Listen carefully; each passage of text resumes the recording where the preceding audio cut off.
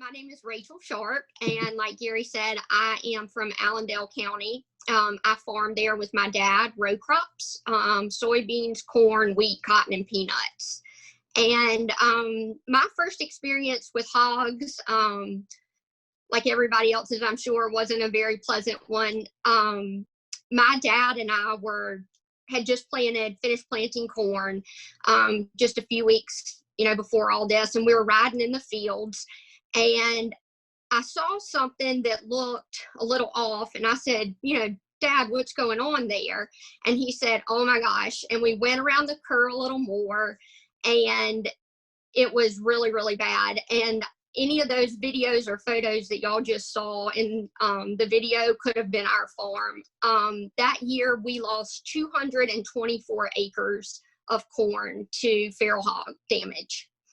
So when it first happened, my first thought was, oh my gosh, what are we going to do about this? This is a huge loss. So I contacted our crop insurance adjuster, and I explained to the crop insurance adjuster what had happened.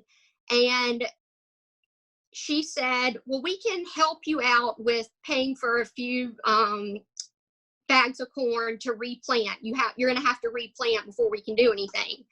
So we got our guy on the tractor, replanted the corn, and literally not 1 week later, not only was the rest of the corn gone in the field, but the corn that we had just planted had been rooted up. It's crazy how the hogs do it. They go, in my instance, they came like 8 rows in and then like mowed down the corn that was there. And like I said, also took the seed that we had just planted.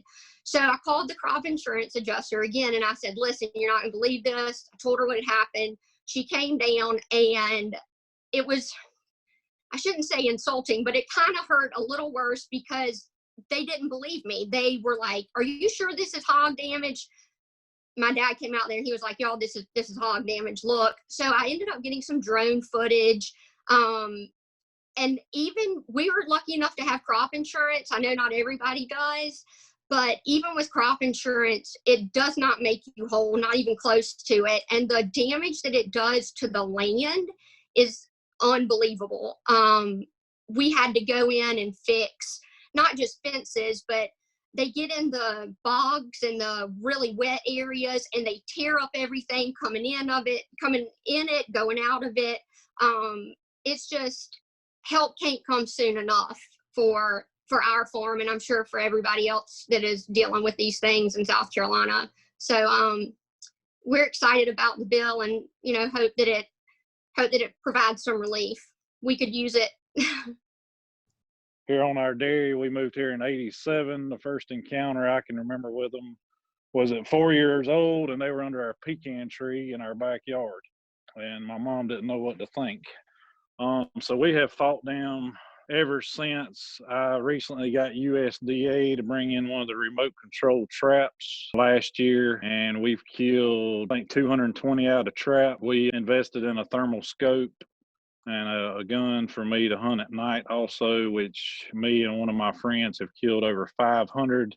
I would be willing to bet you I could go out tonight and find 50 easily. And I know so many hunters that have been transporting because they want them on their hunting property.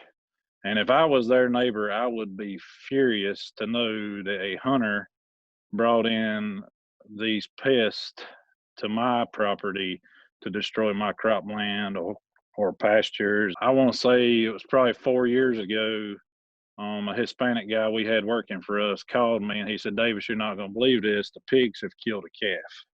We had a newborn calf that the hogs surrounded the mother and ended up getting the calf and eating the calf. So it's not just destroying property when they start killing calves. So I am all for whatever we've got to do to eradicate these varmints. We farm in 9 communities here in Williamsburg County, and up until about 2017, we consistently saw feral hog damage in 3 of those communities. You could count on it every year.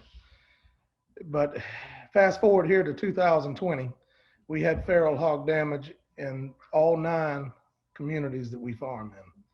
So we have tried bulldogs, we have I've had a full-time trapper that we paid here for 2 years. Uh, we have gone to the night vision technology like Davis is doing. Uh, and all the while, they have continuously multiplied.